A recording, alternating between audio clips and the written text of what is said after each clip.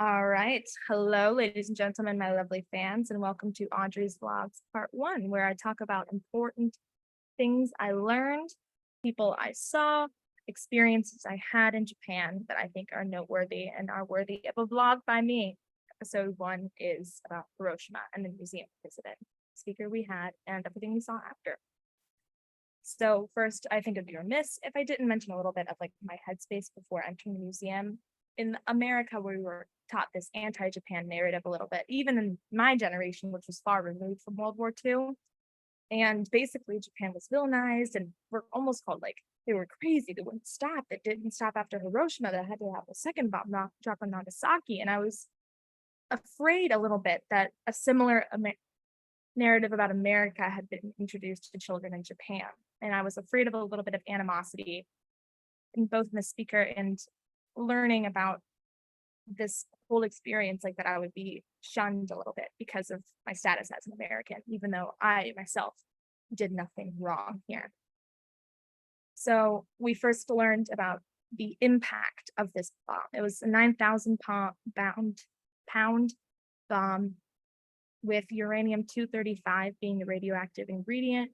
And it was dropped 2,000 feet above the city and completely leveled it. Buildings were brought to rubble. Metal was contorted and crushed just by the sheer power of this bomb, this force. And as I'm sure anyone can imagine, this also brought extreme devastation to this community. I mean, they were going to school, going about their jobs, like children were working and playing, and then all of a sudden this thing comes and just completely blows up their lives and sends them into this unprecedented state of panic that no one was really prepared for at all.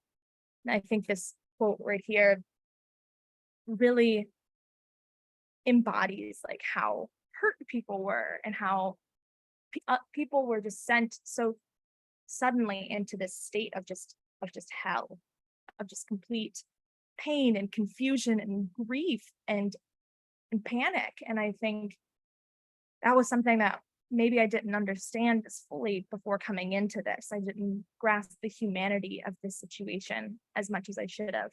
And along those lines, I think it was Stalin who said, reputable, questionable source, but it was Stalin who said, a million lives lost is a statistic, one life is a tragedy. And I think that is really applicable here. Like you hear 144,000 people lost their lives in Hiroshima. You're like, oh, that's so sad. But to see their clothes and to read stories written by their families and to witness the sheer heartbreaking loss of human life and devastation of these families was really impactful. It made me realize just how sheltered I am from war in my current generation and state in America, and how that war can really be devastating. And I think what was even equally as devastating was to realize that this wasn't just a bad day or a bad week, it lasted for a lifetime, because whether or not like people knew the long-term effects of radiation exposure, it became known because of this. And I think people understand now more than ever just how devastating and almost evil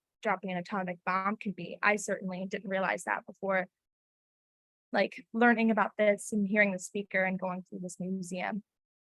And then it was equally as like interesting to like see letters being passed about it from the American government and to know like, oh wow, like that like this was thought out. They knew what was going to happen and they did it anyway. Like it brings into question like the morality of war, and if there is any morality of war, and like how do I feel about this? Like what is my role in making sure this never happens again as part of the quote unquote offending country?